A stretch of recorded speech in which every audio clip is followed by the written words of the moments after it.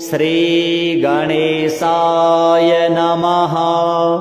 अथ श्रीगणपति अथर्व शीर्षाम्। हरिः ओम्।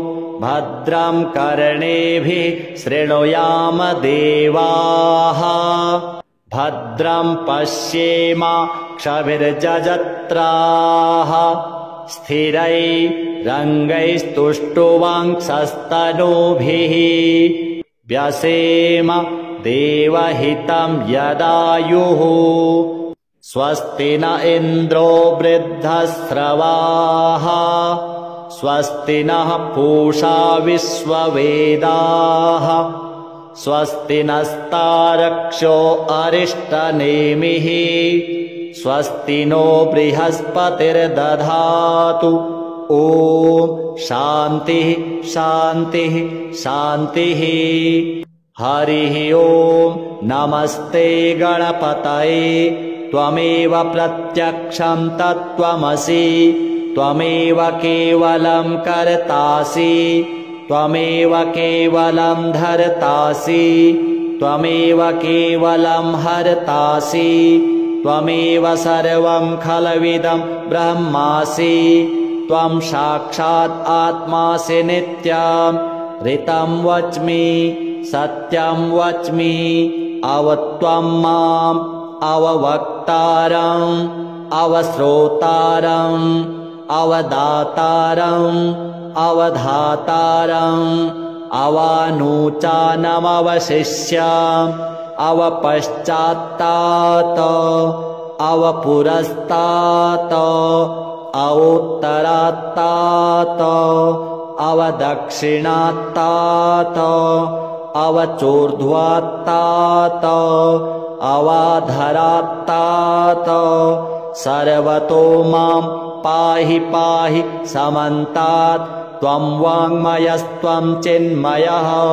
त्वमानन्दमयस्त्वं ब्रह्ममयः। त्वं सच्चिदानन्दाद्वितीयोऽसि। त्वं प्रत्यक्षं ब्रह्मासि। त्वं ज्ञानमयो विज्ञानमयोऽसि। सर्वं जगदिदं त्वत्तो जायते। सर्वं जगदिदं त्वत्तस्तिष्ठति। सर्वं जगदिदं त्वयि लयमेष्यति। सर्वं जगदिदं त्वयि प्रत्येति। त्वं भूमिरापो नलो निलो नभः। त्वं चत्वारि वाक्पदानि। त्वं गुणत्रयातीतः।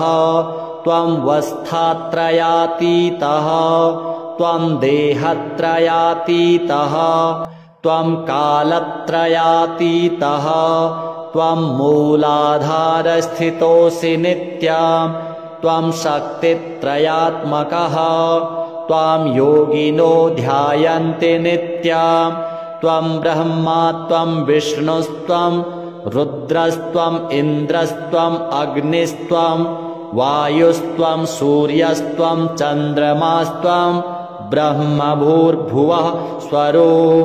गणादीं पूर्वमुच्चार्य वर्णादिस्तदनन्तरम् अनुस्वारः परतरः अर्धेन्दुलसितां तारेण रिद्धाम् एतत्तव मनुस्वरूपाम्।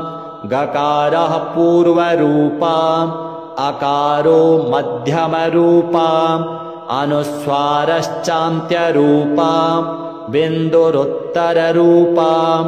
नादः सन्धानम् संहिता सन्धिः सैषा गणेशविद्या गणकऋषिः। निचिद्गायत्री छन्दः गणपतिर्देवता। ॐ गं गणपतये नमः।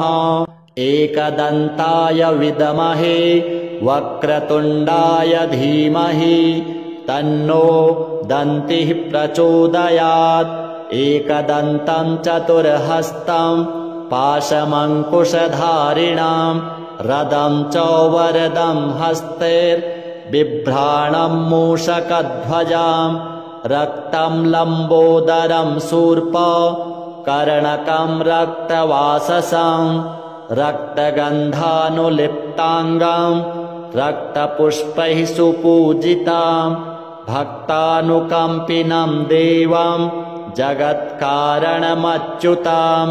आविर्भूतं च सृष्ट्यादौ प्रकृतेः पुरुषात् पराम् एवं ध्यायति यो नित्यं स योगी योगिनां वरः नमो व्रातपतये नमो गणपतये नमः प्रमथपतये नमस्तेस्तु लम्बोदरायैकदन्ताय विघ्ननाशिने शिवसुताय वरदमूर्तये नमः एतदथर्वशीर्षं योधीते स ब्रह्म भूयाय कल्पते स सर्वविघ्नैर्न बाध्यते स सर्वत्र सुखमेधते स पञ्चमहापापात् प्रमुच्यते सायमधीयानो दिवसकृतं पापं नाशयति प्रातरधीयानो रात्रिकृतं पापं नाशयति सायं प्रातः प्रयुञ्जानो पापः अपापो भवति सर्वत्राधीयानोपविघ्नो भवति धर्मार्थकाममोक्षं च विन्दति इदमथर्वशीर्षम् अशिष्याय न देयाम् यो यदि मोहाद्दास्यति स पापीयान् भवति सहस्रावर्तनाद्यां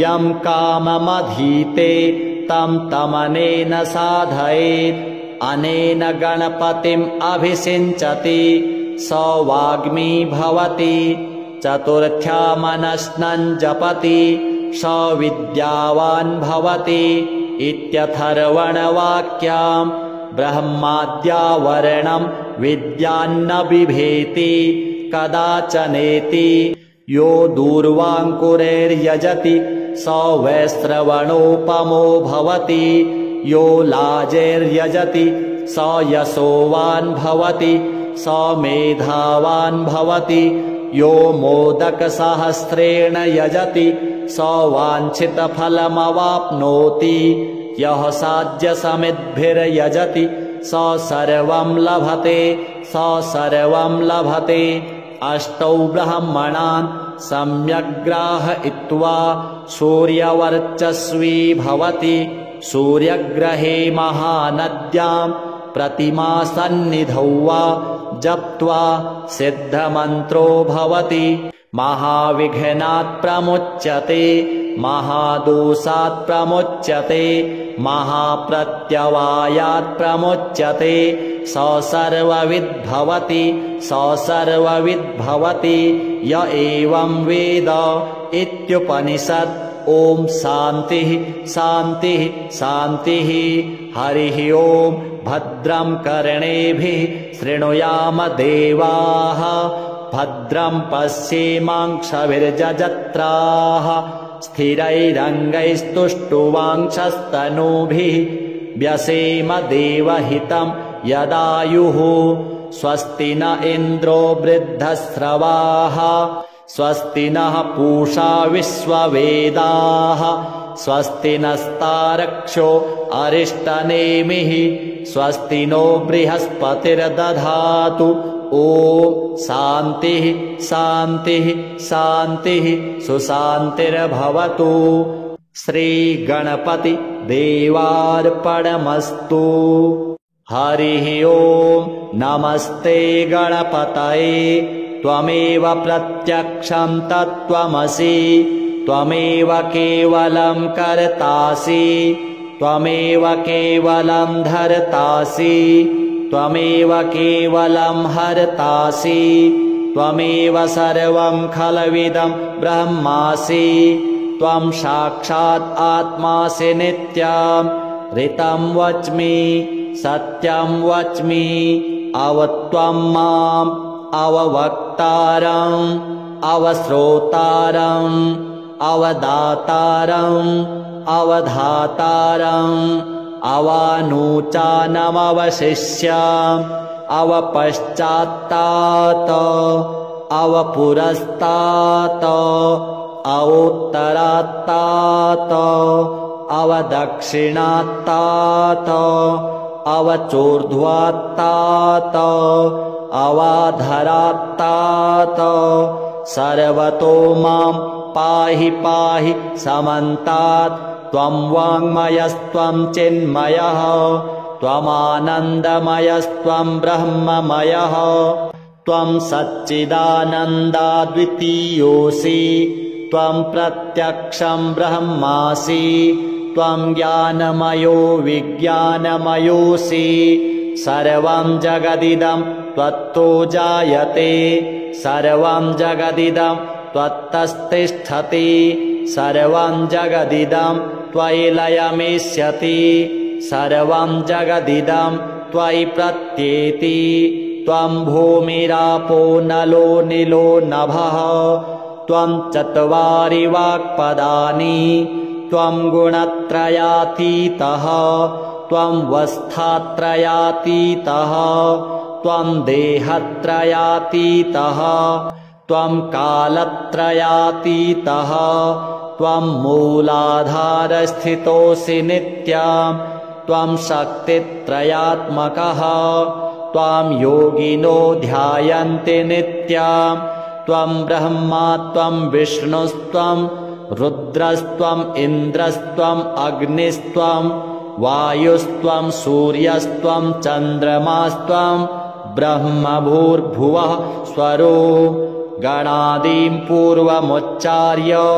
वर्णादिस्तदनन्तरम् अनुस्वारः परतरः अर्धेन्दुलसितां तारेण रिद्धाम् एतत्तव मनुस्वरूपाम् गकारः पूर्वरूपाम् अकारो मध्यमरूपाम् अनुस्वारश्चान्त्यरूपाम् बिन्दुरुत्तररूपाम् नादः सन्धानम् संहिता सन्धिः सैषा गणेशविद्या गणकऋषिः निचिद्गायत्रीच्छन्दः गणपतिर्देवता ॐ गं गणपतये नमः एकदन्ताय विद्महे वक्रतुण्डाय धीमहि तन्नो दन्तिः प्रचोदयात् एकदन्तं चतुर्हस्तं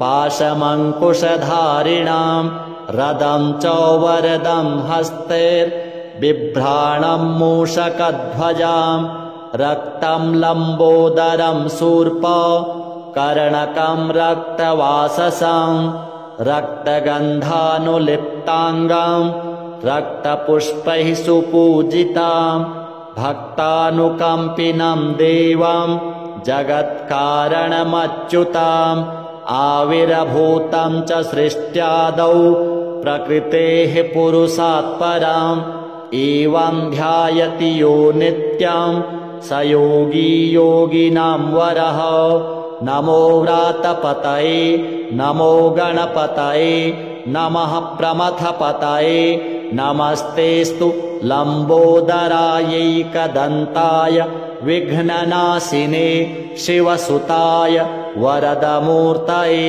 नमः एतदथर्वशीर्षंयोधीते स ब्रह्मभूयाय कल्पते स सर्वविघ्नैर्न बाध्यते स सर्वत्र सुखमेधते स पञ्चमहापापात् प्रमुच्यते सायमधीयानो दिवसकृतं पापं नाशयति प्रातरधीयानो रात्रिकृतं पापं नाशयति सायं प्रातः प्रयुञ्जानो पापः अपापो भवति सर्वत्राधीयानोपविघ्नो भवति धर्मार्थकाममोक्षं च विन्दति इदमथर्वशीर्षम् अशिष्याय न देयाम् यो यदि मोहाद्दास्यति स पापीयान् भवति सहस्रावर्तनाद्यं यं काममधीते तं तमनेन साधयेत् अनेन गणपतिम् अभिषिञ्चति स वाग्मी भवति चतुर्थ्यामनश्नं जपति स विद्यावान् भवति इत्यथर्वणवाक्याम् ब्रह्माद्यावरणम् विद्यान्न बिभेति कदाचनेति यो दूर्वाङ्कुरैर्यजति स वैश्रवणोपमो भवति यो लाजैर्यजति स यशोवान् भवति स मेधावान् भवति यो मोदकसहस्रेण यजति स वाञ्छितफलमवाप्नोति यः साध्यसमिद्भिर्यजति स सर्वं लभते स सर्वं लभते अष्टौ ब्रह्मणान् सम्यग्ग्राहयित्वा सूर्यवर्चस्वी भवति सूर्यग्रहे महानद्यां प्रतिमासन्निधौ वा जप्त्वा सिद्धमन्त्रो भवति महाविघ्नात् प्रमुच्यते महादोषात् प्रमुच्यते महाप्रत्यवायात् प्रमुच्यते स सर्वविद् भवति स सर्वविद् भवति य एवं वेद इत्युपनिषत्। ॐ शान्तिः शान्तिः शान्तिः। हरिः ॐ भद्रं कर्णेभिः शृणुयाम देवाः भद्रं पश्येमाक्षभिर्जजत्राः स्थिरैरङ्गैस्तुष्टुवांशस्तनूभिः व्यसेम देवहितं यदायुः। स्वस्ति न इन्द्रो वृद्धस्रवाः स्वस्ति नः पूषा विश्ववेदाः स्वस्ति नस्तारक्षो अरिष्टनेमिः स्वस्ति नो बृहस्पतिर्दधातु। ॐ शान्तिः शान्तिः शान्तिः सुशान्तिर्भवतु। श्रीगणपति देवार्पणमस्तु। हरिः ॐ नमस्ते गणपतये त्वमेव प्रत्यक्षं तत्त्वमसि त्वमेव केवलं कर्तासि त्वमेव केवलं धर्तासि त्वमेव केवलं हर्तासि त्वमेव सर्वं खलविदं ब्रह्मासि त्वं साक्षात् आत्मासि नित्यं ऋतं वच्मि सत्यं वच्मि अवत्वं माम् अववक्तारम् अवश्रोतारम् अवदातारम् अवधातारम् अवानूचानमवशिष्याम् अवपश्चात्तात अवपुरस्तात अवोत्तरात्तात अवदक्षिणात्तात अवचोर्ध्वात्तात अवाधरात्तात सर्वतो मां पाहि पाहि समन्तात् त्वं वाङ्मयस्त्वं चिन्मयः त्वमानन्दमयस्त्वं ब्रह्ममयः त्वं सच्चिदानन्दाद्वितीयोऽसि त्वं प्रत्यक्षं ब्रह्मासि त्वं ज्ञानमयो विज्ञानमयोऽसि सर्वं जगदिदं त्वत्तो जायते सर्वं जगदिदं त्वत्तस्तिष्ठति सर्वं जगदिदं त्वयि लयमेष्यति सर्वं जगदिदं त्वयि प्रत्येति त्वं भूमिरापो नलो निलो नभः त्वं चत्वारि वाक्पदानि त्वं गुणत्रयातीतः त्वं वस्थात्रयातीतः त्वं देहत्रयातीतः त्वं कालत्रयातीतः त्वं मूलाधारस्थितोऽसि नित्यं त्वं शक्तित्रयात्मकः त्वां योगिनो ध्यायन्ति नित्यं त्वं ब्रह्मा त्वं विष्णुस्त्वं रुद्रस्त्वम् इन्द्रस्त्वम् अग्निस्त्वं वायुस्त्वं सूर्यस्त्वं चन्द्रमास्त्वं ब्रह्मभूर्भुवः स्वरो गणादीं पूर्वमुच्चार्य वर्णादिस्तदनन्तरम् अनुस्वारः परतरः अर्धेन्दुलसितां तारेण रिद्धाम् एतत्तव मनुस्वरूपां गकारः पूर्वरूपाम् अकारो मध्यमरूपाम् अनुस्वारश्चान्त्यरूपाम् बिन्दुरुत्तररूपाम् नादः सन्धानाम् संहिता सन्धिः सैषा गणेशविद्या गणकऋषिः निचिद्गायत्रीच्छन्दः गणपतिर्देवता ॐ गं गणपतये नमः। एकदन्ताय विद्महे वक्रतुण्डाय धीमहि तन्नो दन्तिः प्रचोदयात्। एकदन्तं चतुर्हस्तं पाशमङ्कुशधारिणां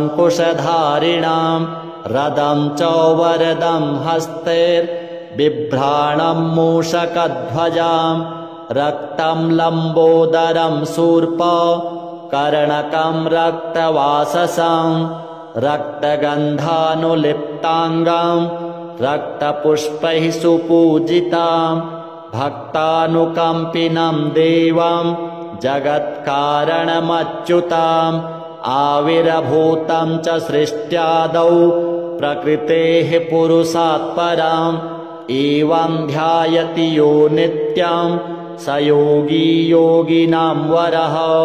नमो व्रातपतये नमो गणपतये नमः प्रमथपतये नमस्तेस्तु लम्बोदरायैकदन्ताय विघ्ननाशिने शिवसुताय वरदमूर्तये नमः। एतदथर्वशीर्षं योधीते स ब्रह्मभूयाय कल्पते स सर्वविघ्नैर्न बाध्यते स सर्वत्र सुखमेधते स पञ्चमहापापात् प्रमुच्यते सायमधीयानो दिवसकृतं पापं नाशयति प्रातरधीयानो रात्रिकृतं पापं नाशयति सायं प्रातः प्रयुञ्जानो पापः अपापो भवति सर्वत्राधीयानोपविघ्नो भवति धर्मार्थकाममोक्षं च विन्दति इदमथर्वशीर्षम् अशिष्याय न देयाम् यो यदि मोहाद्दास्यति स पापीयान् भवति सहस्रावर्तनाद्यां यं काममधीते तं तमनेन साधयेत् अनेन गणपतिम् अभिषिञ्चति स वाग्मी भवति चतुर्थ्यामनश्नं जपति स विद्यावान् भवति इत्यथर्वणवाक्याम् ब्रह्माद्यावरणं विद्यान्न बिभेति कदाचनेति यो दूर्वाङ्कुरैर्यजति स वैश्रवणोपमो भवति यो लाजैर्यजति स यशोवान् भवति स मेधावान् भवति यो मोदकसहस्रेण यजति स वाञ्छितफलमवाप्नोति यः साध्यसमिद्भिर्यजति स सर्वं लभते स सर्वं लभते अष्टौ ब्रह्मणान् सम्यग्ग्राहयित्वा सूर्यवर्चस्वी भवति सूर्यग्रहे महानद्यां प्रतिमासन्निधौ वा जप्त्वा सिद्धमन्त्रो भवति महाविघ्नात् प्रमुच्यते महादोषात् प्रमुच्यते महाप्रत्यवायात् प्रमुच्यते स सर्वविद्भवति स सर्वविद्भवति य एवं वेद इत्युपनिषत्। ॐ शान्तिः शान्तिः शान्तिः। हरिः ॐ भद्रं कर्णेभिः शृणुयाम देवाः भद्रं पश्येमाक्षभिर्जजत्राः स्थिरैरङ्गैस्तुष्टुवांक्षस्तनूभिः व्यसेम देवहितं यदायुः। स्वस्ति न इन्द्रो वृद्धस्रवाः स्वस्ति नः पूषा विश्ववेदाः स्वस्ति नस्तारक्षो अरिष्टनेमिः स्वस्ति नो बृहस्पतिर्दधातु ॐ शान्तिः शान्तिः शान्तिः सुशान्तिर्भवतु। श्रीगणपति देवार्पणमस्तु। हरिः ॐ नमस्ते गणपतये। त्वमेव प्रत्यक्षं तत्त्वमसि। त्वमेव केवलं कर्तासि। त्वमेव केवलं धर्तासि। त्वमेव केवलं हर्तासि। त्वमेव सर्वं खलविदं ब्रह्मासि। त्वं साक्षात् आत्मासि नित्यं। ऋतं वच्मि सत्यं वच्मि। अवत्वं माम् अववक्तारम् अवश्रोतारम् अवदातारम् अवधातारम् अवानूचानमवशिष्याम् अवपश्चात्तात् अवपुरस्तात् अवोत्तरात्तात् अवदक्षिणात्तात् अवचोर्ध्वात्तात् अवाधरात्तात् सर्वतो मां पाहि पाहि समन्तात्। त्वं वाङ्मयस्त्वं चिन्मयः त्वमानन्दमयस्त्वं ब्रह्ममयः। त्वं सच्चिदानन्दाद्वितीयोऽसि। त्वं प्रत्यक्षं ब्रह्मासि। त्वं ज्ञानमयो विज्ञानमयोऽसि। सर्वं जगदिदं त्वत्तो जायते। सर्वं जगदिदं त्वत्तस्तिष्ठति। सर्वं जगदिदं त्वयि लयमिष्यति। सर्वं जगदिदं त्वयि प्रत्येति। त्वं भूमिरापो नलो निलो नभः। त्वं चत्वारि वाक्पदानि। त्वं गुणत्रयातीतः। त्वं वस्थात्रयातीतः। त्वं देहत्रयातीतः। त्वं कालत्रयातीतः। त्वं मूलाधारस्थितोऽसि नित्यं। त्वं शक्तित्रयात्मकः। त्वां योगिनो ध्यायन्ति नित्यं। त्वं ब्रह्मा त्वं विष्णुस्त्वं रुद्रस्त्वम् इन्द्रस्त्वम् अग्निस्त्वं वायुस्त्वं सूर्यस्त्वं चन्द्रमास्त्वं ब्रह्म भूर्भुवः स्वरो। गणादीं पूर्वमुच्चार्य वर्णादिस्तदनन्तरम् अनुस्वारः परतरः अर्धेन्दुलसितां तारेण रिद्धाम् एतत्तव मनुस्वरूपाम्। गकारः पूर्वरूपाम् अकारो मध्यमरूपाम् अनुस्वारश्चान्त्यरूपाम् बिन्दुरुत्तररूपाम्। नादः सन्धानम् संहिता सन्धिः सैषा गणेशविद्या गणकऋषिः। निचिद्गायत्रीच्छन्दः गणपतिर्देवता। ॐ गं गणपतये नमः।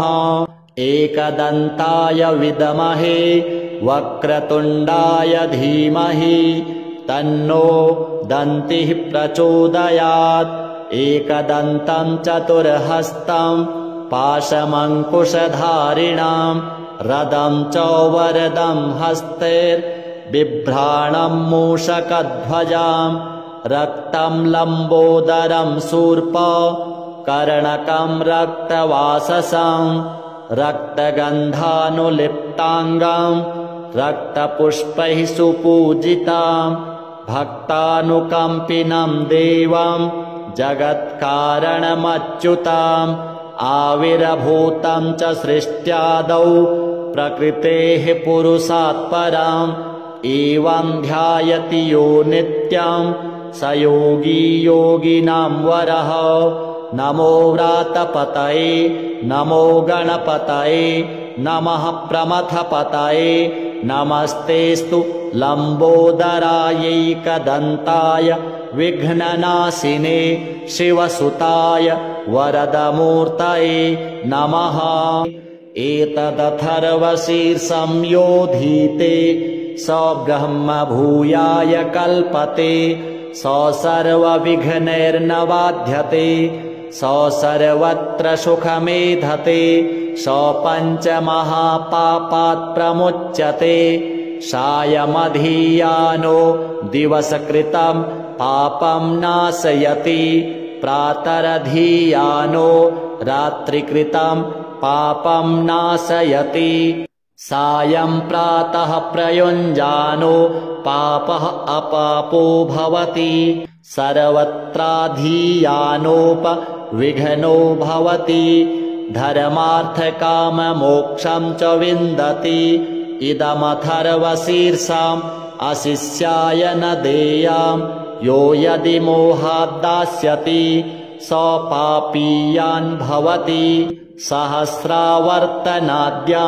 यं काममधीते तं तमनेन साधयेत् अनेन गणपतिम् अभिषिञ्चति स वाग्मी भवति चतुर्थ्यामनश्नं जपति स विद्यावान् भवति इत्यथर्वणवाक्याम् ब्रह्माद्यावरणं विद्यान्न बिभेति कदाचनेति यो दूर्वाङ्कुरैर्यजति स वैश्रवणोपमो भवति यो लाजैर्यजति स यशोवान् भवति स मेधावान् भवति यो मोदकसहस्रेण यजति स वाञ्छितफलमवाप्नोति यः साध्यसमिद्भिर्यजति स सर्वं लभते स सर्वं लभते अष्टौ ब्रह्मणान् सम्यग्ग्राहयित्वा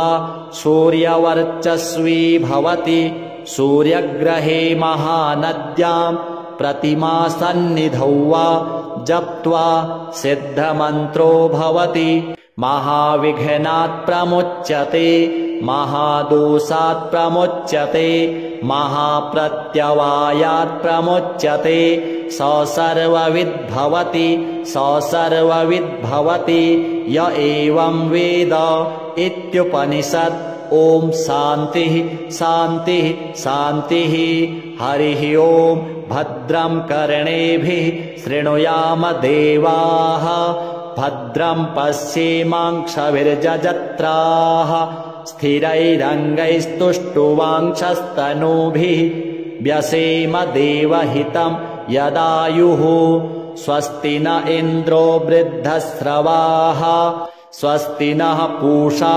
विश्ववेदाः स्वस्ति नस्तारक्षो अरिष्टनेमिः स्वस्ति नो बृहस्पतिर्दधातु ॐ शान्तिः शान्तिः शान्तिः सुशान्तिर्भवतु श्रीगणपति देवार्पणमस्तु हरिः ॐ नमस्ते गणपतये त्वमेव प्रत्यक्षं तत्त्वमसि त्वमेव केवलं कर्तासि त्वमेव केवलं धर्तासि त्वमेव केवलं हर्तासि त्वमेव सर्वं खलविदं ब्रह्मासि त्वं साक्षात् आत्मासि नित्यं ऋतं वच्मि सत्यं वच्मि अवत्वं माम् अववक्तारम् अवश्रोतारम्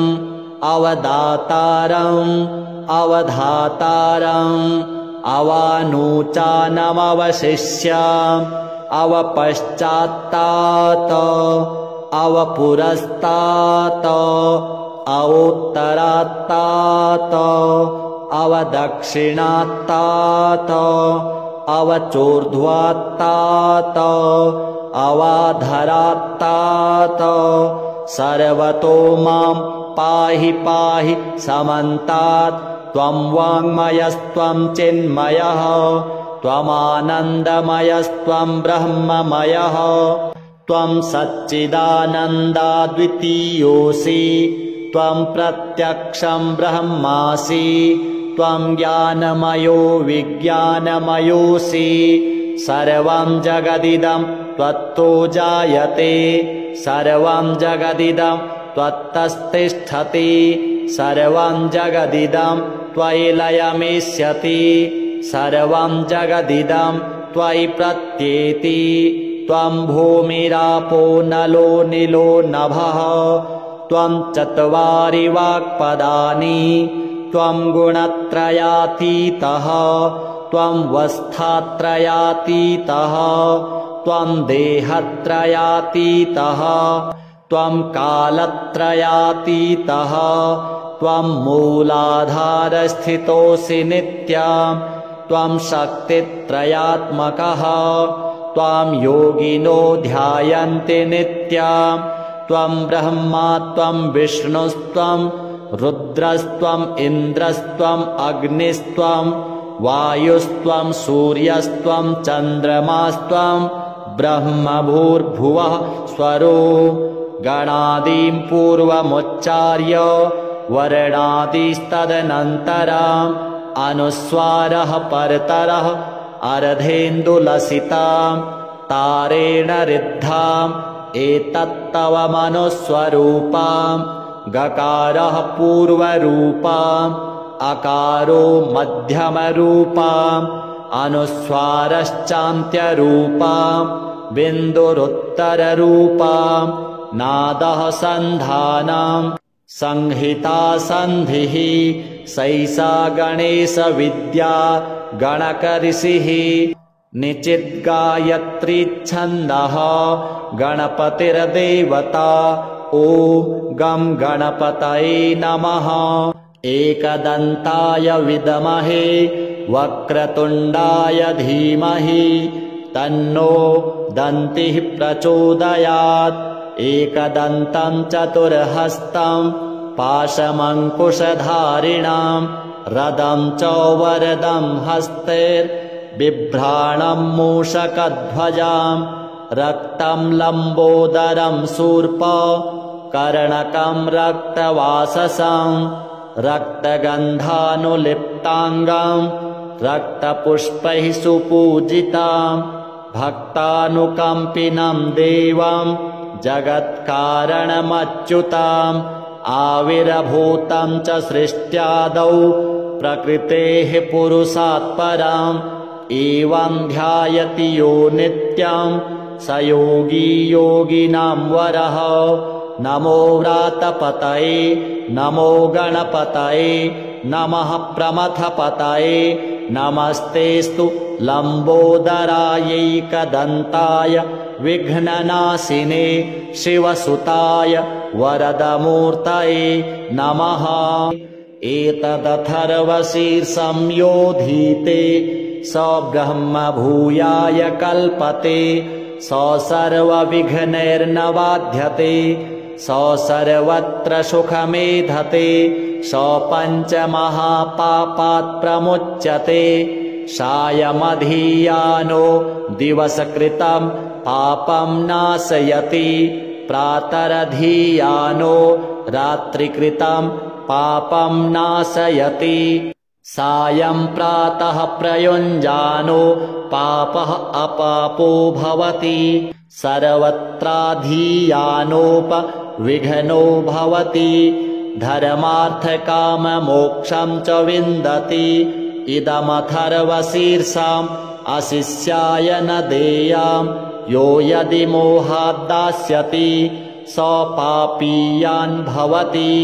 सहस्रावर्तनाद्यं यं काममधीते तं तमनेन साधयेत् अनेन गणपतिम् अभिषिञ्चति स वाग्मी भवति चतुर्थ्या मनस्नं जपति स विद्यावान् भवति इत्यथर्वणवाक्यां ब्रह्माद्यावरणं विद्यान्न बिभेति कदाचनेति यो दूर्वाङ्कुरैर्यजति स वैश्रवणोपमो भवति यो लाजैर्यजति स यशोवान् भवति स मेधावान् भवति यो मोदकसहस्रेण यजति स वाञ्छितफलमवाप्नोति यः साध्यसमिद्भिर्यजति स सर्वं लभते स सर्वं लभते अष्टौ ब्रह्मणान्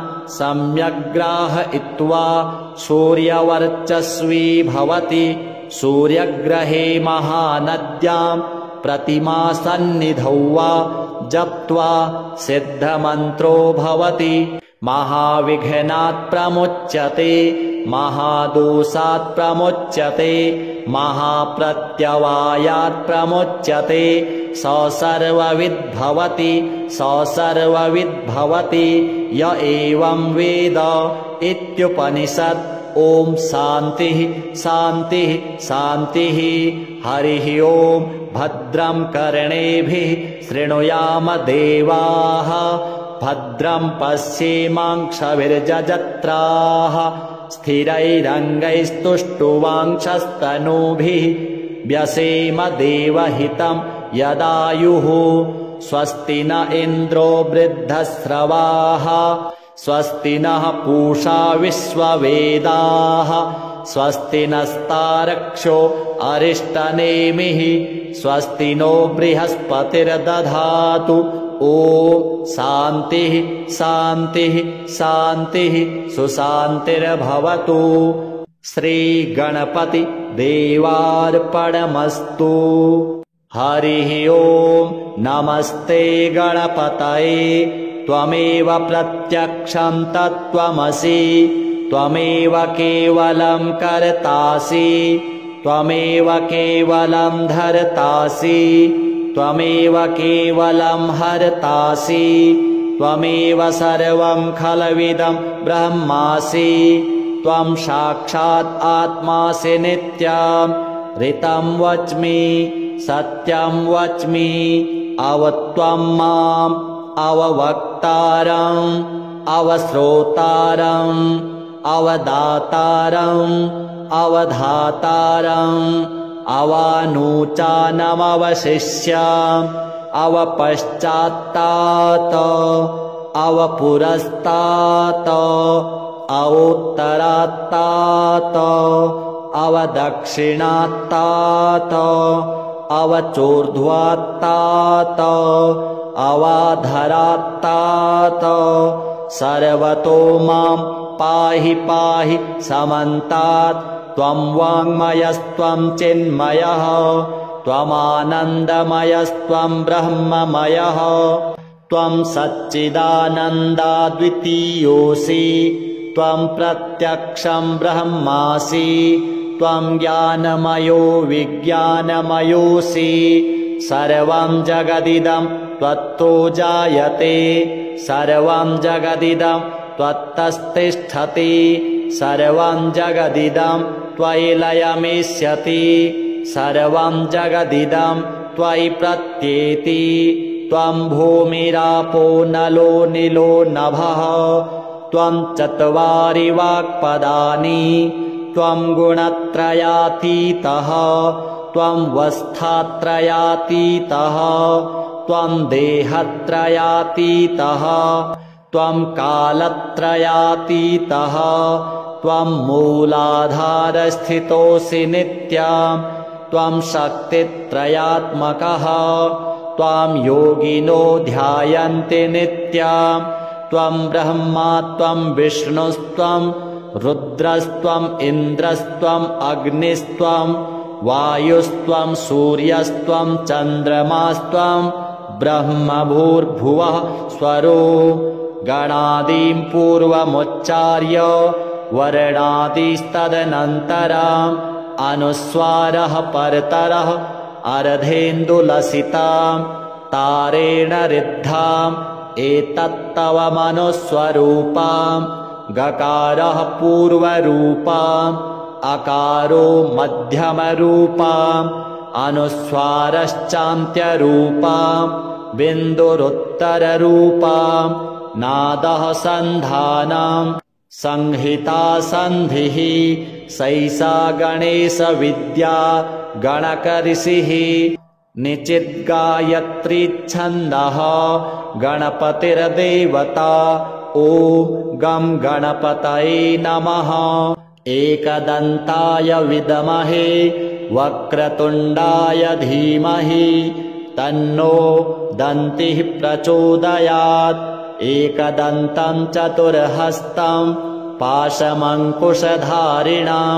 रदं च वरदं हस्तैर्बिभ्राणं मूषकध्वजां रक्तं लम्बोदरं शूर्प कर्णकं रक्तवाससं रक्तगन्धानुलिप्ताङ्गं रक्तपुष्पैः सुपूजितां भक्तानुकम्पिनं देवं जगत्कारणमच्युताम् आविर्भूतं च सृष्ट्यादौ प्रकृतेः पुरुषात् पराम् एवं ध्यायति यो नित्यं स योगी योगिनां वरः।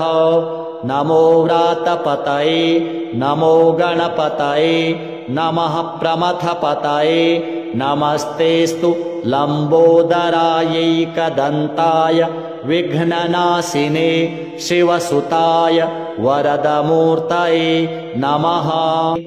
एतदथर्वशीर्षं योधीते स ब्रह्म भूयाय कल्पते स सर्वविघ्नैर्न बाध्यते स सर्वत्र सुखमेधते स पञ्चमहापापात् प्रमुच्यते सायमधीयानो दिवसकृतं पापं नाशयति प्रातरधीयानो रात्रिकृतं पापं नाशयति सायं प्रातः प्रयुञ्जानो पापः अपापो भवति सर्वत्राधीयानोपविघ्नो भवति धर्मार्थकाममोक्षं च विन्दति इदमथर्वशीर्षम् अशिष्याय न देयाम् यो यदि मोहाद्दास्यति स पापीयान् भवति सहस्रावर्तनाद्यां यं काममधीते तं तमनेन साधयेत् अनेन गणपतिम् अभिषिञ्चति स वाग्मी भवति चतुर्थ्यामनश्नं जपति स विद्यावान् भवति इत्यथर्वणवाक्यां ब्रह्माद्यावरणं विद्यान्न बिभेति कदाचनेति यो दूर्वाङ्कुरैर्यजति स वैश्रवणोपमो भवति यो लाजैर्यजति स यशोवान् भवति स मेधावान् भवति यो मोदकसहस्रेण यजति स वाञ्छितफलमवाप्नोति यः साध्यसमिद्भिर्यजति स सर्वं लभते स सर्वं लभते अष्टौ ब्रह्मणान् सम्यग्ग्राहयित्वा सूर्यवर्चस्वी भवति सूर्यग्रहे महानद्यां प्रतिमासन्निधौ वा जप्त्वा सिद्धमन्त्रो भवति महाविघ्नात् प्रमुच्यते महादोषात् प्रमुच्यते महाप्रत्यवायात् प्रमुच्यते स सर्वविद्भवति स सर्वविद्भवति य एवं वेद इत्युपनिषत्। ॐ शान्तिः शान्तिः शान्तिः। हरिः ॐ भद्रं कर्णेभिः शृणुयाम देवाः भद्रं पश्येमाक्षभिर्जजत्राः स्थिरैरङ्गैस्तुष्टुवांक्षस्तनूभिः व्यसेम देवहितं यदायुः।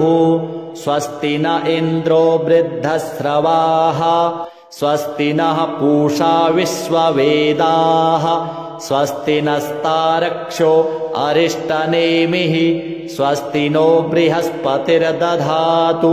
ॐ शान्तिः शान्तिः शान्तिः सुशान्तिर्भवतु। श्रीगणपति देवार्पणमस्तु।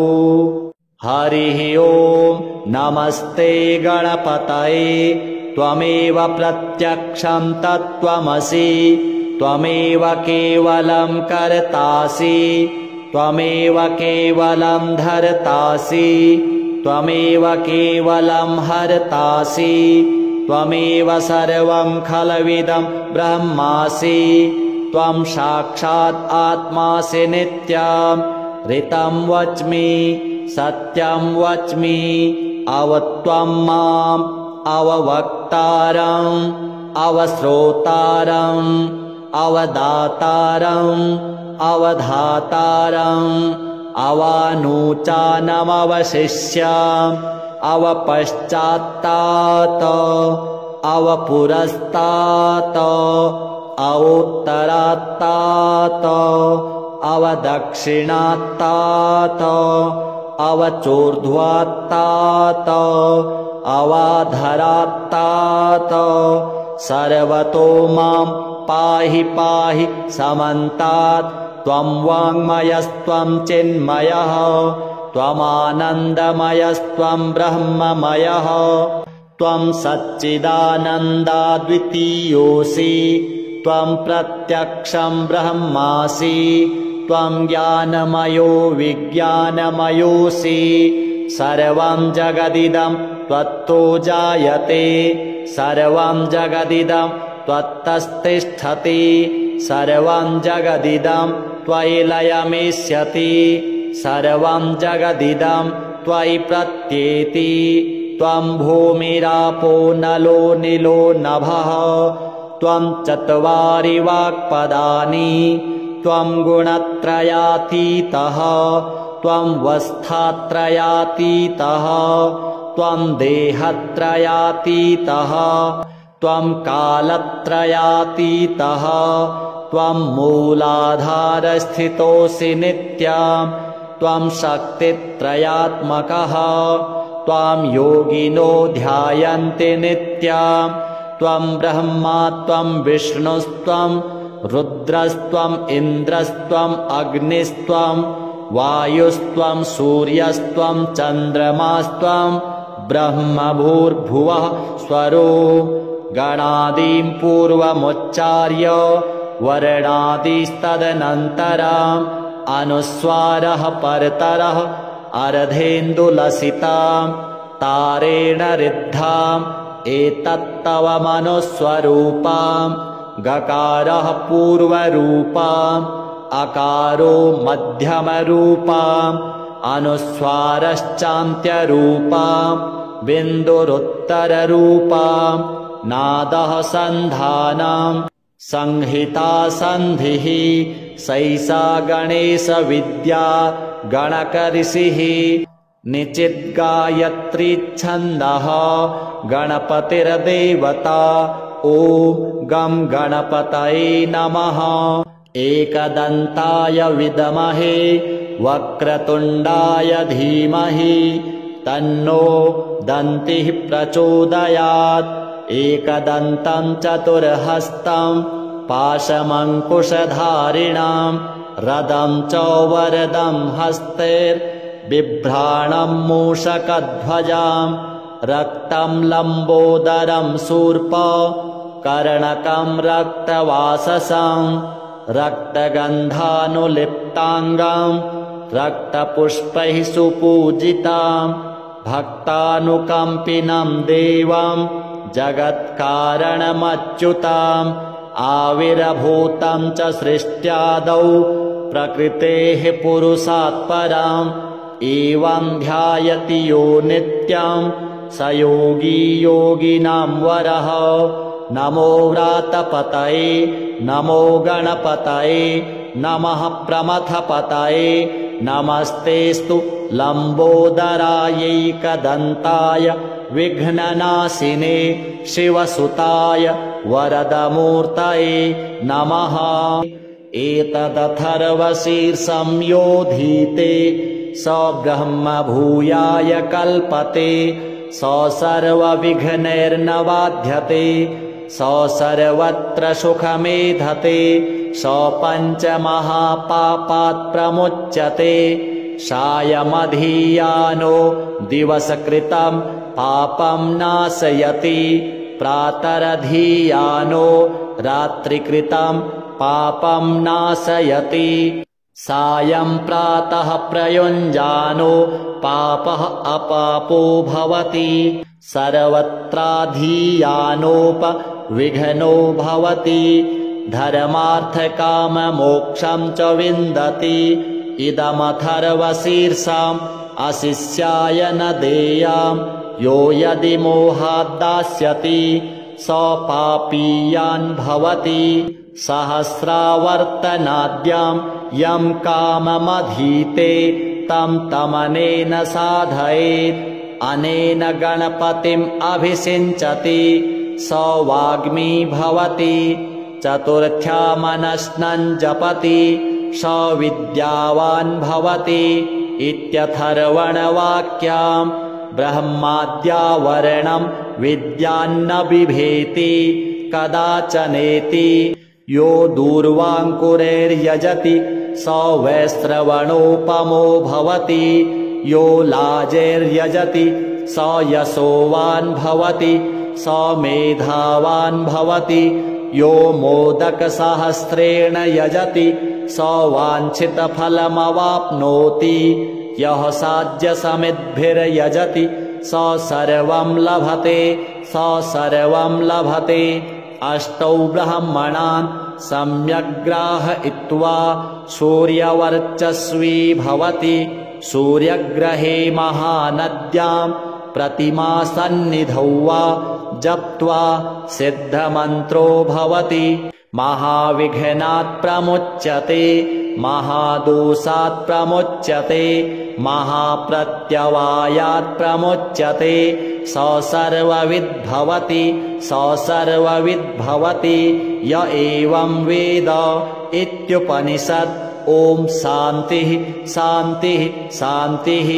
हरिः ॐ भद्रं कर्णेभिः शृणुयाम देवाः भद्रं पश्येमाक्षभिर्जजत्राः स्थिरैरङ्गैस्तुष्टुवांशस्तनूभिः व्यसेम देवहितं यदायुः।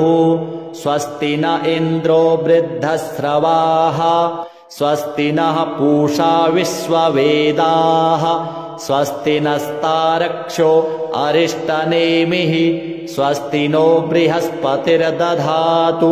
ॐ शान्तिः शान्तिः शान्तिः सुशान्तिर्भवतु। श्रीगणपति देवार्पणमस्तु। हरिः ॐ नमस्ते गणपतये त्वमेव प्रत्यक्षं तत्त्वमसि त्वमेव केवलं कर्तासि त्वमेव केवलं धर्तासि त्वमेव केवलं हर्तासि त्वमेव सर्वं खलविदं ब्रह्मासि त्वं साक्षात् आत्मासि नित्यं ऋतं वच्मि सत्यं वच्मि अवत्वं माम् अववक्तारम् अवश्रोतारम् अवदातारम् अवधातारम् अवानूचानमवशिष्याम् अवपश्चात्तात अवपुरस्तात् अवोत्तरात्तात अवदक्षिणात्तात अवचोर्ध्वात्तात अवाधरात्तात सर्वतो मां पाहि पाहि समन्तात् त्वं वाङ्मयस्त्वं चिन्मयः त्वमानन्दमयस्त्वं ब्रह्ममयः त्वं सच्चिदानन्दाद्वितीयोऽसि त्वं प्रत्यक्षं ब्रह्मासि त्वं ज्ञानमयो विज्ञानमयोऽसि सर्वं जगदिदं त्वत्तो जायते सर्वं जगदिदं त्वत्तस्तिष्ठति सर्वं जगदिदं त्वयि लयमेष्यति सर्वं जगदिदं त्वयि प्रत्येति त्वं भूमिरापो नलो निलो नभः त्वं चत्वारि वाक्पदानि त्वं गुणत्रयातीतः त्वं वस्थात्रयातीतः त्वं देहत्रयातीतः त्वं कालत्रयातीतः त्वं मूलाधारस्थितोऽसि नित्यं त्वं शक्तित्रयात्मकः त्वां योगिनो ध्यायन्ति नित्यं त्वं ब्रह्मा त्वं विष्णुस्त्वं रुद्रस्त्वम् इन्द्रस्त्वम् अग्निस्त्वं वायुस्त्वं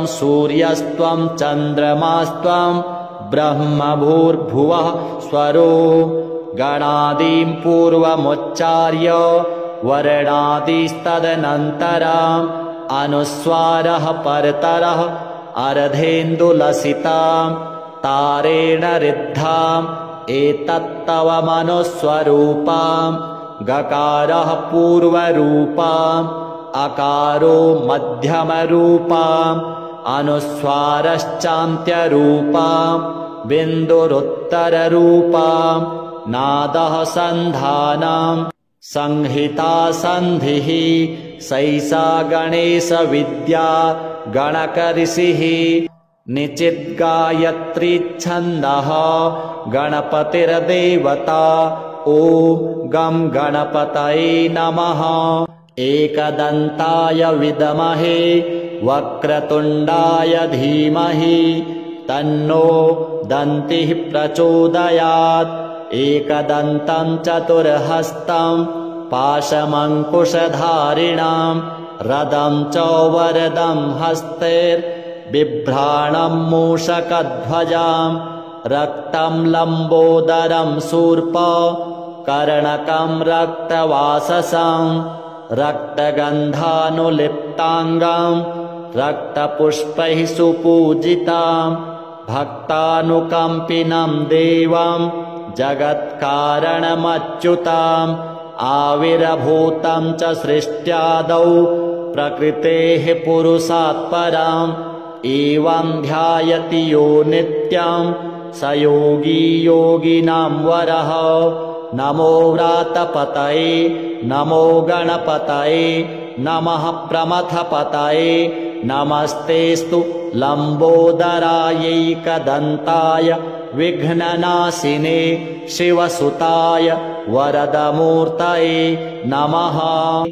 एतदथर्वशीर्षं योधीते स ब्रह्म भूयाय कल्पते स सर्वविघ्नैर्न बाध्यते स सर्वत्र सुखमेधते स पञ्चमहापापात् प्रमुच्यते सायमधीयानो दिवसकृतं पापं नाशयति प्रातरधीयानो रात्रिकृतं पापं नाशयति सायं प्रातः प्रयुञ्जानो पापः अपापो भवति सर्वत्राधीयानोपविघ्नो भवति धर्मार्थकाममोक्षं च विन्दति इदमथर्वशीर्षम् अशिष्याय न देयाम् यो यदि मोहाद्दास्यति स पापीयान् भवति सहस्रावर्तनाद्यं यं काममधीते तं तमनेन साधयेत् अनेन गणपतिम् अभिषिञ्चति स वाग्मी भवति चतुर्थ्या मनस्नं जपति स विद्यावान् भवति इत्यथर्वणवाक्याम् ब्रह्माद्यावरणं विद्यान्न बिभेति कदाचनेति यो दूर्वाङ्कुरैर्यजति स वैश्रवणोपमो भवति यो लाजैर्यजति स यशोवान् भवति स मेधावान् भवति यो मोदकसहस्रेण यजति स वाञ्छितफलमवाप्नोति यः साध्यसमिद्भिर्यजति स सर्वं लभते स सर्वं लभते अष्टौ ब्रह्मणान् सम्यग्ग्राहयित्वा सूर्यवर्चस्वी भवति सूर्यग्रहे महानद्यां प्रतिमासन्निधौ वा जप्त्वा सिद्धमन्त्रो भवति महाविघ्नात् प्रमुच्यते महादोषात् प्रमुच्यते महाप्रत्यवायात् प्रमुच्यते स सर्वविद्भवति स सर्वविद्भवति य एवं वेद इत्युपनिषत्। ॐ शान्तिः शान्तिः शान्तिः। हरिः ॐ भद्रं कर्णेभिः शृणुयाम देवाः भद्रं पश्येमाक्षभिर्जजत्राः स्थिरैरङ्गैस्तुष्टुवांशस्तनूभिः व्यसेम देवहितं यदायुः स्वस्ति न इन्द्रो वृद्धस्रवाः स्वस्ति नः पूषा विश्ववेदाः स्वस्ति नस्तारक्षो अरिष्टनेमिः स्वस्ति नो बृहस्पतिर्दधातु ॐ शान्तिः शान्तिः शान्तिः सुशान्तिर्भवतु। श्रीगणपति देवार्पणमस्तु।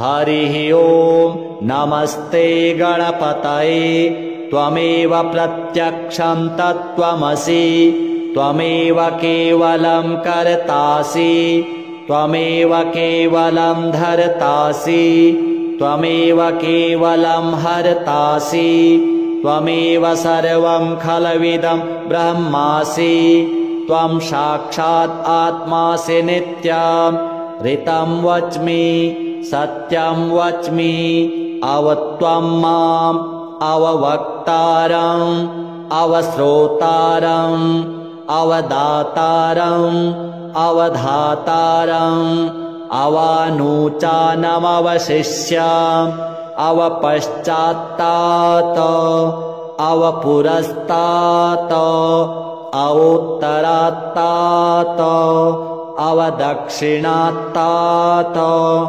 अवचोर्ध्वात्तात अवाधरात्तात सर्वतो मां पाहि पाहि समन्तात् त्वं वाङ्मयस्त्वं चिन्मयः त्वमानन्दमयस्त्वं ब्रह्ममयः त्वं सच्चिदानन्दाद्वितीयोऽसि त्वं प्रत्यक्षं ब्रह्मासि त्वं ज्ञानमयो विज्ञानमयोऽसि सर्वं जगदिदं त्वत्तो जायते सर्वं जगदिदं त्वत्तस्तिष्ठति सर्वं जगदिदं त्वयि लयमिष्यति सर्वं जगदिदं त्वयि प्रत्येति त्वं भूमिरापो नलो निलो नभः त्वं चत्वारि वाक्पदानि त्वं गुणत्रयातीतः त्वं वस्थात्रयातीतः त्वं देहत्रयातीतः त्वं कालत्रयातीतः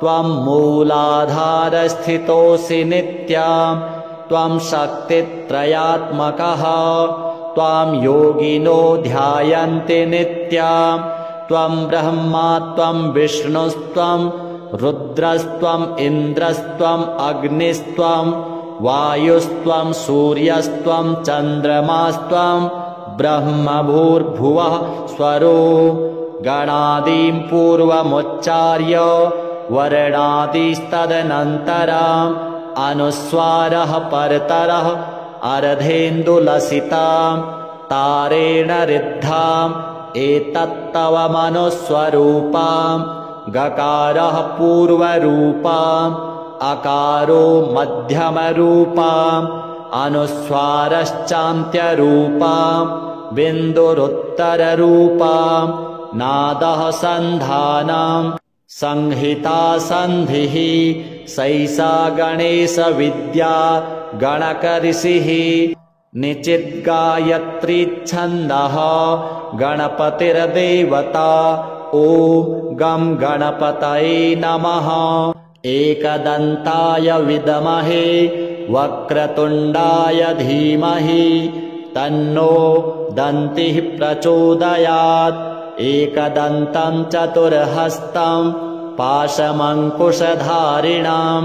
रदं च वरदं हस्तैर्बिभ्राणं मूषकध्वजां रक्तं लम्बोदरं शूर्प कर्णकं रक्तवाससं रक्तगन्धानुलिप्ताङ्गं रक्तपुष्पैः सुपूजितां भक्तानुकम्पिनं देवं जगत्कारणमच्युताम् आविर्भूतं च सृष्ट्यादौ प्रकृतेः पुरुषात् परम् एवं ध्यायति यो नित्यं स योगी योगिनां वरः। नमो व्रातपतये नमो गणपतये नमः प्रमथपतये नमस्तेस्तु लम्बोदरायैकदन्ताय विघ्ननाशिने शिवसुताय वरदमूर्तये नमः। एतदथर्वशीर्षं योधीते स ब्रह्म भूयाय कल्पते स सर्वविघ्नैर्न बाध्यते स सर्वत्र सुखमेधते स पञ्चमहापापात् प्रमुच्यते सायमधीयानो दिवसकृतं पापं नाशयति प्रातरधीयानो रात्रिकृतं पापं नाशयति सायं प्रातः प्रयुञ्जानो पापः अपापो भवति सर्वत्राधीयानोपविघ्नो भवति धर्मार्थकाममोक्षं च विन्दति इदमथर्वशीर्षम् अशिष्याय न देयाम् यो यदि मोहाद्दास्यति स पापीयान् भवति सहस्रावर्तनाद्यां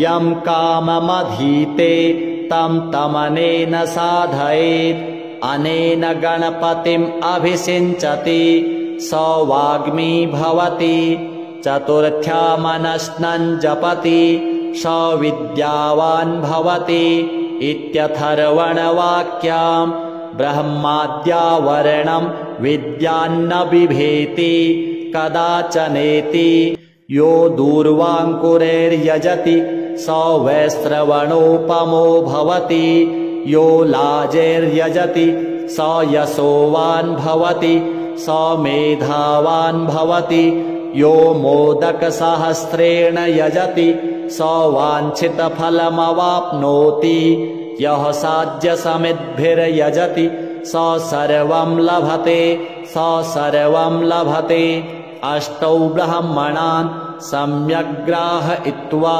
सूर्यवर्चस्वी भवति सूर्यग्रहे महानद्यां प्रतिमासन्निधौ वा जप्त्वा सिद्धमन्त्रो भवति महाविघ्नात् प्रमुच्यते महादोषात् प्रमुच्यते महाप्रत्यवायात् प्रमुच्यते स सर्वविद्भवति स सर्वविद्भवति य एवं वेद इत्युपनिषत्। ॐ शान्तिः शान्तिः शान्तिः। हरिः ॐ भद्रं कर्णेभिः शृणुयाम देवाः भद्रं पश्येमाक्षभिर्जजत्राः स्थिरैरङ्गैस्तुष्टुवांक्षस्तनूभिः व्यसेम देवहितं यदायुः। स्वस्ति न इन्द्रो वृद्धश्रवाः स्वस्ति नः पूषा विश्ववेदाः स्वस्ति नस्तारक्षो अरिष्टनेमिः स्वस्ति नो बृहस्पतिर्दधातु। ॐ शान्तिः शान्तिः शान्तिः सुशान्तिर्भवतु। श्रीगणपति देवार्पणमस्तु। हरिः ॐ नमस्ते गणपतये त्वमेव प्रत्यक्षं तत्त्वमसि त्वमेव केवलं कर्तासि त्वमेव केवलं धर्तासि त्वमेव केवलं हर्तासि त्वमेव सर्वं खलविदं ब्रह्मासि त्वं साक्षात् आत्मासि नित्यं ऋतं वच्मि सत्यं वच्मि अवत्वं माम् अववक्तारम् अवश्रोतारम् अवदातारम् अवधातारम् अवानूचानमवशिष्याम् अवपश्चात्तात् अवपुरस्तात् अवोत्तरात्तात् अवदक्षिणात्तात् अवचोर्ध्वात्तात् अवाधरात्तात् सर्वतो मां पाहि पाहि समन्तात् त्वं वाङ्मयस्त्वं चिन्मयः त्वमानन्दमयस्त्वं ब्रह्ममयः त्वं सच्चिदानन्दाद्वितीयोऽसि त्वं प्रत्यक्षं ब्रह्मासि त्वं ज्ञानमयो विज्ञानमयोऽसि सर्वं जगदिदं त्वत्तो जायते सर्वं जगदिदं त्वत्तस्तिष्ठति सर्वं जगदिदं त्वयि लयमिष्यति सर्वं जगदिदं त्वयि प्रत्येति त्वं भूमिरापो नलो निलो नभः त्वं चत्वारि वाक्पदानि त्वं गुणत्रयातीतः त्वं वस्थात्रयातीतः त्वं देहत्रयातीतः त्वं कालत्रयातीतः त्वं मूलाधारस्थितोऽसि नित्यं त्वं शक्तित्रयात्मकः त्वां योगिनो ध्यायन्ति नित्यं त्वं ब्रह्मा त्वं विष्णुस्त्वं रुद्रस्त्वम् इन्द्रस्त्वम् अग्निस्त्वं वायुस्त्वं सूर्यस्त्वं चन्द्रमास्त्वं ब्रह्म भूर्भुवः स्वरो गणादीं पूर्वमुच्चार्य वर्णादिस्तदनन्तरम् अनुस्वारः परतरः अर्धेन्दुलसितां तारेण रिद्धाम् एतत्तव मनुस्वरूपाम् गकारः पूर्वरूपाम् अकारो मध्यमरूपाम् अनुस्वारश्चान्त्यरूपाम् बिन्दुरुत्तररूपाम् नादः सन्धानम् संहिता सन्धिः सैषा गणेशविद्या गणकऋषिः निचिद्गायत्रीच्छन्दः गणपतिर्देवता ॐ गं गणपतये नमः एकदन्ताय विद्महे वक्रतुण्डाय धीमहि तन्नो दन्तिः प्रचोदयात् एकदन्तं चतुर्हस्तं पाशमङ्कुशधारिणां रदं च वरदं हस्तैर्बिभ्राणं मूषकध्वजां रक्तं लम्बोदरं शूर्प कर्णकं रक्तवाससं रक्तगन्धानुलिप्ताङ्गं रक्तपुष्पैः सुपूजितां भक्तानुकम्पिनं देवं जगत्कारणमच्युताम् आविर्भूतं च सृष्ट्यादौ प्रकृतेः पुरुषात् पराम् एवं ध्यायति यो नित्यं स योगी योगिनां वरः नमो व्रातपतये नमो गणपतये नमः प्रमथपतये नमस्तेस्तु लम्बोदरायैकदन्ताय विघ्ननाशिने शिवसुताय वरदमूर्तये नमः एतदथर्वशीर्षं योधीते स ब्रह्म भूयाय कल्पते स सर्वविघ्नैर्न बाध्यते स सर्वत्र सुखमेधते स पञ्चमहापापात् प्रमुच्यते सायमधीयानो दिवसकृतं पापं नाशयति प्रातरधीयानो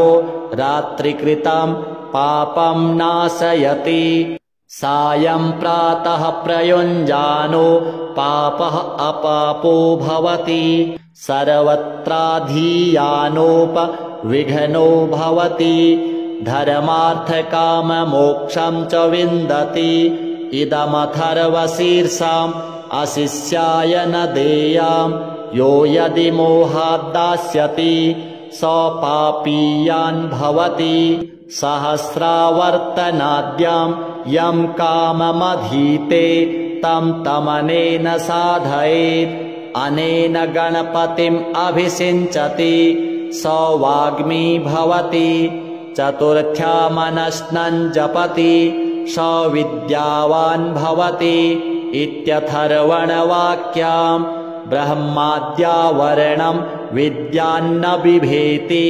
कदाचनेति यो दूर्वाङ्कुरैर्यजति स वैश्रवणोपमो भवति यो लाजैर्यजति स यशोवान् भवति स मेधावान् भवति यो मोदकसहस्रेण यजति स वाञ्छितफलमवाप्नोति यः साध्यसमिद्भिर्यजति स सर्वं लभते स सर्वं लभते। अष्टौ ब्रह्मणान् सम्यग्ग्राहयित्वा सूर्यवर्चस्वी भवति। सूर्यग्रहे महानद्यां प्रतिमासन्निधौ वा जप्त्वा सिद्धमन्त्रो भवति। महाविघ्नात् प्रमुच्यते महादोषात् प्रमुच्यते महाप्रत्यवायात् प्रमुच्यते। स सर्वविद् भवति स सर्वविद् भवति य एवं वेद इत्युपनिषत्। ॐ शान्तिः शान्तिः शान्तिः। हरिः ॐ भद्रं कर्णेभिः शृणुयाम देवाः भद्रं पश्येमाक्षभिर्यजत्राः स्थिरैरङ्गैस्तुष्टुवांशस्तनूभिः व्यसेम देवहितं यदायुः। स्वस्ति न इन्द्रो वृद्धश्रवाः स्वस्ति नः पूषा विश्ववेदाः स्वस्ति नस्तार्क्ष्यो अरिष्टनेमिः स्वस्ति नो बृहस्पतिर्दधातु। ॐ शान्तिः शान्तिः शान्तिः सुशान्तिर्भवतु। श्रीगणपति देवार्पणमस्तु। हरिः ॐ नमस्ते गणपतये। त्वमेव प्रत्यक्षं तत्त्वमसि त्वमेव केवलं कर्तासि त्वमेव केवलं धर्तासि त्वमेव केवलं हर्तासि त्वमेव सर्वं खलविदं ब्रह्मासि। त्वं साक्षात् आत्मासि नित्यं ऋतं वच्मि सत्यं वच्मि। अवत्वं माम् अववक्तारम् अवश्रोतारम् अवदातारम् अवधातारम् अवानूचानमवशिष्याम् अवपश्चात्तात् अवपुरस्तात् अवोत्तरात्तात् अवदक्षिणात्तात् अवचोर्ध्वात्तात् अवाधरात्तात्। सर्वतो मां पाहि पाहि समन्तात्। त्वं वाङ्मयस्त्वं चिन्मयः त्वमानन्दमयस्त्वं ब्रह्ममयः। त्वं सच्चिदानन्दाद्वितीयोऽसि त्वं प्रत्यक्षं ब्रह्मासि। त्वं ज्ञानमयो विज्ञानमयोऽसि। सर्वं जगदिदं त्वत्तो जायते सर्वं जगदिदं त्वत्तस्तिष्ठति सर्वं जगदिदं त्वयि लयमिष्यति सर्वं जगदिदं त्वयि प्रत्येति। त्वं भूमिरापो नलो निलो नभः त्वं चत्वारि वाक्पदानि। त्वं गुणत्रयातीतः त्वं वस्थात्रयातीतः त्वं देहत्रयातीतः त्वं कालत्रयातीतः त्वं मूलाधारस्थितोऽसि नित्यं। त्वं शक्तित्रयात्मकः त्वां योगिनो ध्यायन्ति नित्यं। त्वं ब्रह्मा त्वं विष्णुस्त्वं रुद्रस्त्वम् इन्द्रस्त्वम् अग्निस्त्वं वायुस्त्वं सूर्यस्त्वं चन्द्रमास्त्वं ब्रह्म भूर्भुवः स्वरो।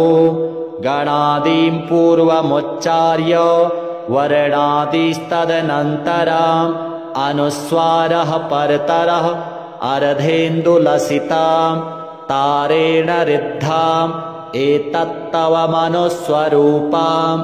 गकारः पूर्वरूपाम् अकारो मध्यमरूपाम् अनुस्वारश्चान्त्यरूपाम् बिन्दुरुत्तररूपाम्। नादः सन्धानम् संहिता सन्धिः सैषा गणेशविद्या गणकऋषिः। निचिद्गायत्रीच्छन्दः गणपतिर्देवता। ॐ गं गणपतये नमः।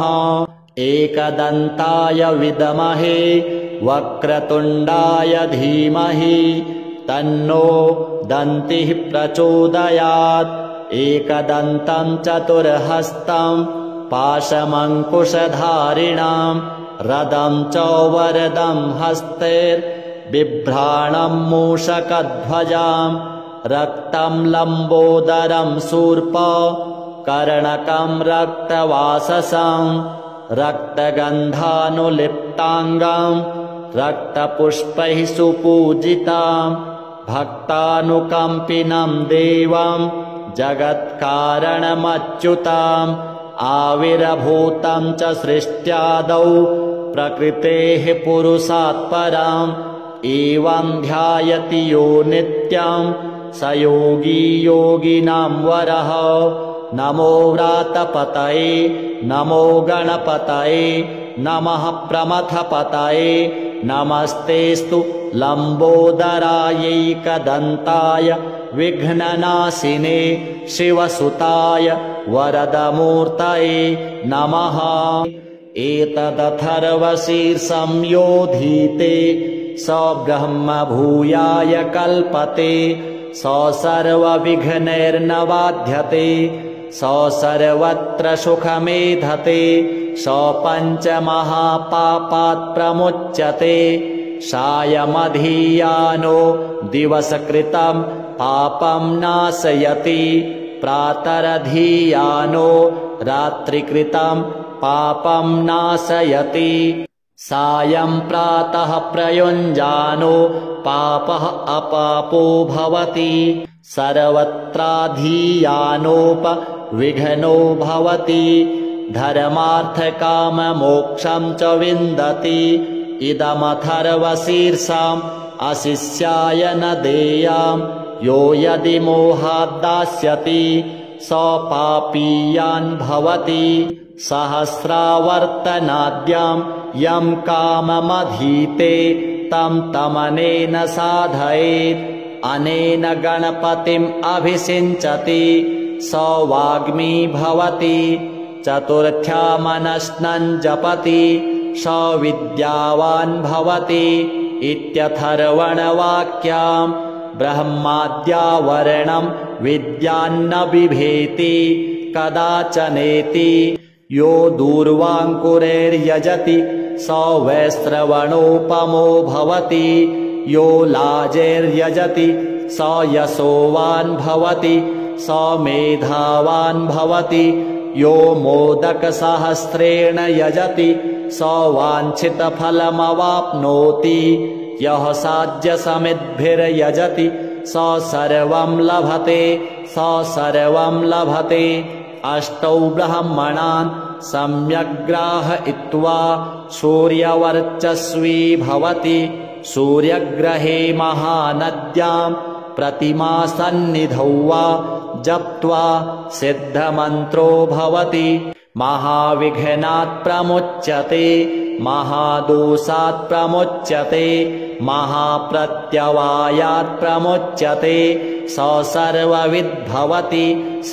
सर्वविद्भवति य एवं वेद इत्युपनिषत् ॐ शान्तिः शान्तिः शान्तिः हरिः ॐ भद्रं कर्णेभिः शृणुयाम देवाः भद्रं पश्येमाक्षभिर्जजत्राः स्थिरैरङ्गैस्तुष्टुवांशस्तनूभिः व्यसेम देवहितं यदायुः स्वस्ति न इन्द्रो वृद्धस्रवाः स्वस्ति नः पूषा विश्ववेदाः स्वस्ति नस्तारक्षो अरिष्टनेमिः स्वस्ति नो बृहस्पतिर्दधातु ॐ शान्तिः शान्तिः शान्तिः सुशान्तिर्भवतु श्रीगणपति देवार्पणमस्तु।